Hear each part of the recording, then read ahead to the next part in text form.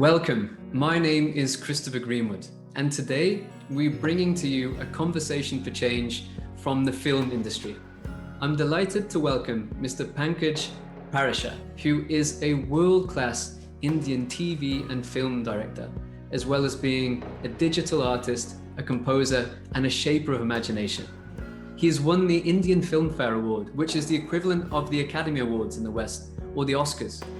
He's directed over 15 feature films, and he's worked with a number of India's A-list legends in the industry, such as Devi, Deol, and Rajnikant. And he directed the cult classic Karamchand, which is still India's most popular detective television series.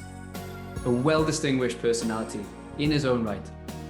Here at the World Consciousness Alliance, we stand for humanity and the highest potential of humans.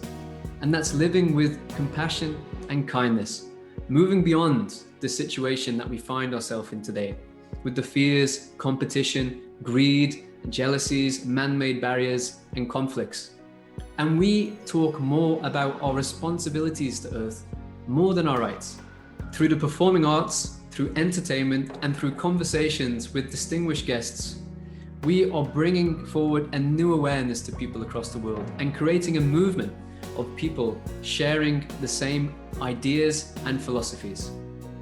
And today, I'm extremely delighted to welcome Mr. Pankaj Parashar, because it means we can talk about what role the film industry has to play at this critical time. Mr. Pankaj Parashar, welcome to the World Consciousness Alliance, and thank you for joining us today for this conversation for change. My pleasure. Anything for Mohanji. I was in discussion with Mohanji yesterday, and generally speaking about World Consciousness Alliance and film industry. And so what Mohanji said is that with COVID, the equation for media has changed. Now, before, it used to be from the big screen to the television screen. And that was before COVID. And now with COVID, we have from the television screen to the little screen on the mobile phone. Yeah. So in that context, where do you see the film industry going? I think there have been a lot of changes because I think there is a quantum shift in the consciousness of the taste of the audience. Because one is that they respond more to humans, to each other, because suddenly there's a noose hanging over you that you might get COVID and you might pass on to the other world. So people have become a little more appreciative of each other. As far as cinema is concerned, the OTT is a different ballgame. The kind of creativity that is there is very open. In a film, you're limited to this much. In OTT, you can do anything, just about anything. And you can slow it down. You can have moods. So the people have got used to that. They're sitting at home and watching 2 hours, 10 hours, 8 hours of OTT from all over the world. So people who are 15 and 16 are watching a Dutch program, a Japanese program. So the spectrum has now become multiple. And what has happened is that, unfortunately, the fun of watching in a movie, in a theater is something else. It'll come back, I suppose. It's already coming back. People are going. But the tastes have definitely changed in the last 7-8 months. There is a lot of funky stuff they watched. Like when I went to the Film Institute, I was 19 years old. I was only watching Bollywood films, nothing else. But the moment I walked into those hallowed gates of Film Institute, there were 9,000 films out there of different filmmakers, and my mind exploded. Every day we're watching 3 films of different people. We have never heard of that kind of cinema. We didn't know it existed. There are surgeons from Poland making films on the limbic system and winning awards in Cannes and stuff like that. So we exploded. The same thing has now happened to the youth sitting at home and watching on the phones, because in the hands, there are 10,000, 8,000 different films they can watch, So there has been a shift. There's been yesterday I was talking to a big director whose film has released, Ludo, last week. And we both agreed that there is a quantum shift in the kind of tastes, which always happens. Yeah. I mean, in the 50s it changed, in 60s it has to happen. But COVID has changed it in a big way, because suddenly there is a small screen. And actually, when you say small screen, it is not a small screen, because if you see the ratio of what you're watching like this, it covers that same part of your vision as you're in a cinema and watching a big screen. Yeah. And if you got headphones, bang on, you're on with stereo sound. So sound is as good. So the experience can be as involving as when you're in a cinema. Yeah. It's the access though as well then to, like you said, the diversity of material from across the world now, so readily available.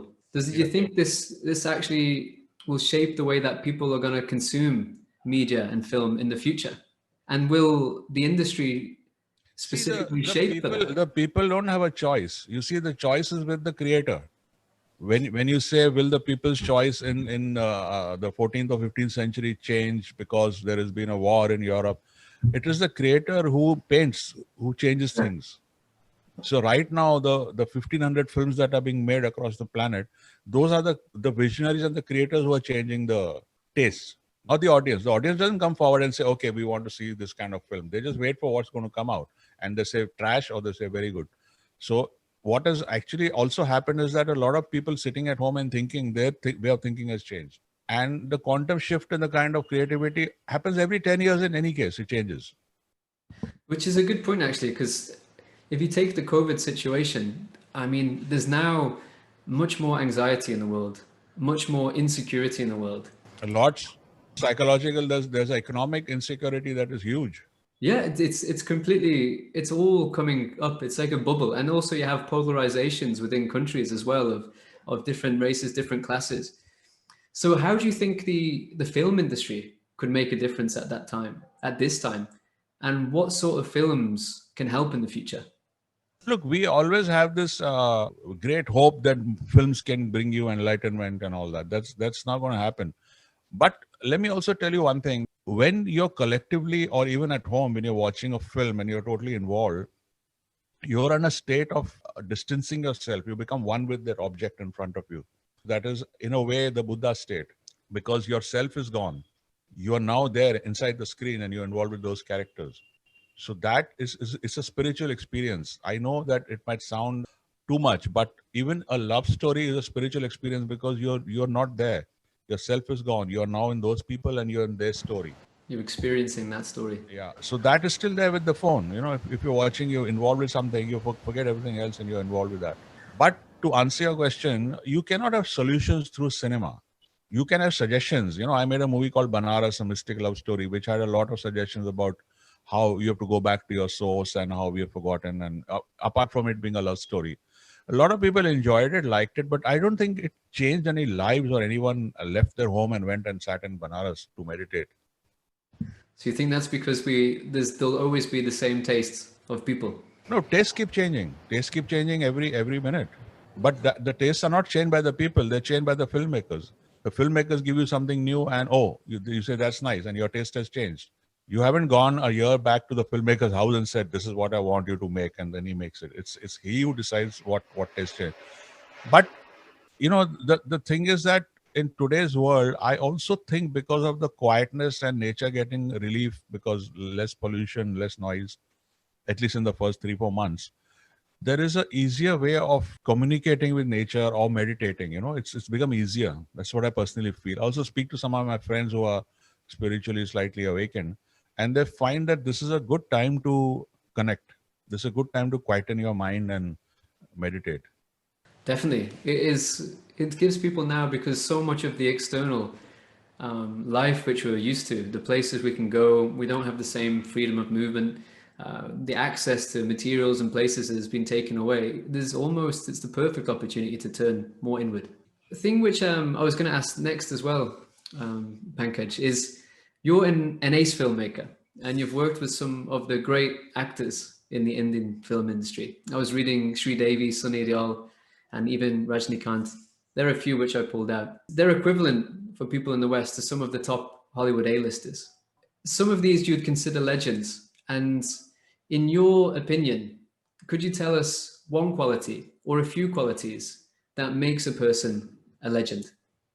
You know, I asked Rajnikant because among I worked with Salman and I worked with Akshay Kumar and Amitabh Bachchan and all that. I think Rajnikant, the kind of following even till today that the man has got, I don't think any star has had ever. And when I was working with him, I found him to be very normal. He used to come in a small car, drive himself. He had no one around him, and he was very open to discuss. And he was very open to the fact that Sridevi was the heroine and she had a double role. So, you have to sublimate your ego to work in a movie where Devi is there and she has a double role. So she's going to be in every scene and she's going to take away the movie. But he was very happy. He used to call her Deva. So it was in Goa one evening that he was reading a book. It was a spiritual book, I think, something about Mahavatar Babaji. And I asked him, I said, you are a bus conductor, and did you ever imagine this? What is it? What is this stardom? So he said, it's a cosmic seed inside me. He said, God is playing through me.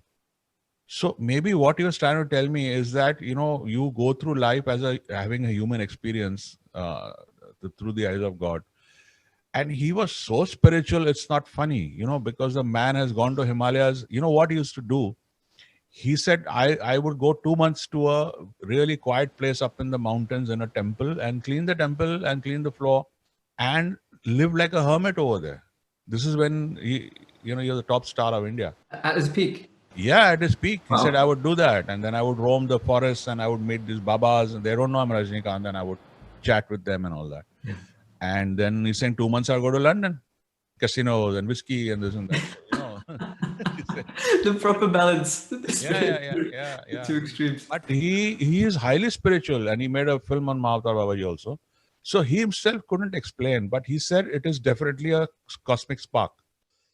He used the word, cosmic spark inside me that has given me all that. I've done nothing. He said, I've done nothing. I've worked hard at everybody. All the actors work hard. So also Salman is another big star. I asked him. He said, I just got lucky. Anybody outside on bandstand is as good looking as me. They're better actors than me. I'm just thankful I just got lucky. So it's X factor. Shah Rukh has that X factor, Yeah. It's something that the universe has planted inside you. And what happens, it plays through you and it gives you a lot of love from people. So what happens is people are giving you a lot of love. There's a lot of affection being generated. It's a love generating machine, Michael Jackson. So a lot of affection, Beatles, a lot of affection from the people. They identify with him and they generate that affection for him, which is a nice thing for humans to do. Yeah, it's good. But I think you said as well, though, that he was, if you look at the qualities, humility was there. It sounds like, definitely. Yeah. Both have humility. Yeah. Shah Rukh has humility. He will talk big, I'm great, I'm fantastic and all that. But there is a humility behind that, It's just the child in him that makes him say that. And determination, I guess that has to be there, doesn't it? If you want to. Determination. Being determined. Determination. Not Terminator. Yeah, determination has to be huge because these guys, Salman, of course, was born rich, but Rajnikant and a lot of Akshay Kumar, all these people, they have slept on platforms and they've gone hungry. Dharmender used to walk 18 kilometers every day to the studio. So they have done all the hard work, a lot of these people. To answer your question, I really studied Salman. I spent hours with, also Rajnikant. I studied what is it that is so special, and it's something the cosmos has given you. That's all. The X, the last X, that gives you great affection. People just love you and they feel for you, It's also identification. You need to have the hero for yourself to feel great. So is that more of a complete acceptance of yourself as well? Yeah, no, it's losing yourself in that character, So at least for 2 hours you're him. So it's a joy. So you lived that trip of his, That's what a hero worship. That's it. And you touched on some things there because I know when we were sharing messages before this, you also, as well as being an ace in your field, you have an interest in the spiritual path and practices yourself. I mean, you shared some music with me too and some paintings. So aligned to that, do you feel that the world at the moment is transcending to a higher awareness? See, I had written in a little article that there are avatars have been few and far in between, and they've created more confusion than warmth. The one single avatar who unites the race has not come, and either the cosmos is playing dice with you, or it doesn't consider humans to be very important, because otherwise it would have sent someone who unites the whole race. So we stop our damn wars and stop the starvation and stop children from dying. If you stop war for one day, you can feed children for the whole year. Humanity is as stupid as that. And what are they fighting for? Our great Alexander the Great, at the age of 16, he left kingdom and killed thousands of people and died in the desert, and they buried him with his hands out to say that you leave this planet without anything. We have had idiots like that who are destroyed humanity. There was Hitler, of course, the great. You know what he did, and he had followers who were listening to him. That is the sad part. Can you imagine a nutcase? You can imagine one. How did he have so many nutcases around him who listened to him and were far meaner and crueler than him? That's the problem. How can you create such an audience and shift people as well into that direction? If someone said that if you analyze the whole human race as one person, he's a paranoid schizophrenia, because the amount of wars we are having, and we need one person who spreads cosmic consciousness. So I've had people who told me in 2012, I'll spread it across the world, and he gave me experiences and all that. I'm talking about Kalki, Amma Bhagavan down south. He's an avatar and he's very evolved. I've had great experiences there, but it didn't happen. The morphogenic field will spread and everybody will get enlightened, and then we are in the Jesus state and all that. It didn't happen. All because I was told that 30,000 years back, we were all enlightened babies. We used to become unenlightened at 2, and then it used to come back at 20. That was a utopian state of human race. But it went, the DNA went wrong. 30,000 years back, it kind of corrupted the DNA. So that has to be fixed. So that is what Kalki told me, that I'm going to fix it. But he did it to a lot of people. I even shot that, they put them in a state which was oneness with the universe for 12 hours, 15 hours. I've shot that made a documentary on that. But that didn't spread across the planet. If that spread across the planet, we would be in a great state. And do you think, do you think it's possible that collectively we can do something? So change within us, or does it require? Of course it is. But what are you going to do about organized religion? It'll come in the way. Yeah, that's it. But can the film industry do anything to help us? Sharing a different awareness, a different understanding. There are films far and few in between that are made, but it doesn't help, because there is a big wall of organized religion which promises you an afterlife which is fantastic. You are fighting against an afterlife, the brochure of afterlife, how great it is. How are you going to fight that? Yeah, how to spread this. And we here at the World Consciousness Alliance, then, we're assembled to raise the awareness of the planet. So speaking with likes of yourself, performing arts, music, all these type of things. So we can, of course. Music is a very good device for getting you into a good state. Yeah, it's really, especially if you use Om and you use a lot of mantras which are 10,000 years old and all that. But there has to be a way of doing it. There have to be like-minded people across the world who come together. If the whole world meditates for 3 minutes on the same thing at the same time, we will raise the consciousness. Wow, that's good. But how are you going to get the whole planet to do it? That's it. And this is what we're taking here. So we have a responsibility. Oh, lovely. I think I really should encourage you guys and be part of it to do it, Yeah. It's a fantastic thought. And I think Mohanji is the right person, because he's very understanding about these matters. Oh, fantastic vision as well. Complete clarity. Yeah. So on that, what advice do you think would you give to us here? What participation would you recommend? I think I don't know how many members we have. I think at least we should start at least once a week to meditate at the same time on the same thing across the world. If we do light a candle and say Om or whatever Mohanji wants us to do, and all of us get together and do it, it'll build. Well, I think there's only really two options, really, isn't there? It either happens or we're heading for somewhere that's not so pleasant. That's not so pleasant. Yeah. Because movies are a fantastic way of doing this. And whilst we're in the COVID situation now, do you think that there'll ever be a return of the glory of the original big movie? Yeah. It'll happen very soon. 7 to 8 months. It will happen. And it'll happen with a bang, and it'll happen with a lot of gusto. People are shooting movies. It's not that the shootings have stopped. Wow. Yeah, Bollywood is on. We are still shooting. The OTTs are being shot. The TV serials are being shot. Nothing has stopped.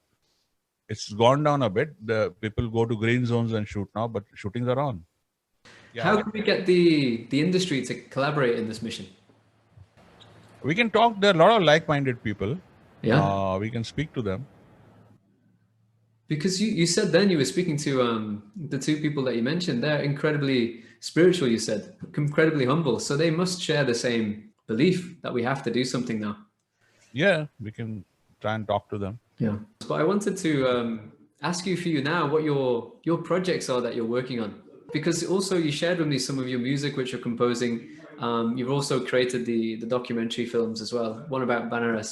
Whether you'll be doing any more of those, because they are giving people a different awareness, something different maybe from the ordinary. Is there anything that you have planned coming up? Yeah, I'm planning a film on. I did one on Narmada, the river, which is a very holy river. I shot the whole journey. Then I shot again in Banaras. Now I'm doing some stuff in Bengal, and it's a journey that continues, because apart from the movies that I'm doing, I enjoy doing documentaries. Because you're in touch with the real thing. Then I'm doing a OTT series, a thriller also. That's the format I enjoy. And music I keep composing. That's for myself. Yeah. And paintings I keep doing again. Sometimes people like it and they ask for it, so I give it to them. Oh, that's good. But it's in COVID I've done more music than I've ever, because I tried to stay at home. So that's a blessing in disguise, because I did a lot of music, and I think I improved the type of music I do. I experimented with new stuff. Yeah. But that's a good inspiration in itself for people now, because we mentioned there's lots of stress, anxiety at this time, but what you found is there's opportunity as well. And music is instant. It's instant joy. You play it and you feel good. Painting takes time. It's a lot of effort. And movies take more time and more effort. Yeah.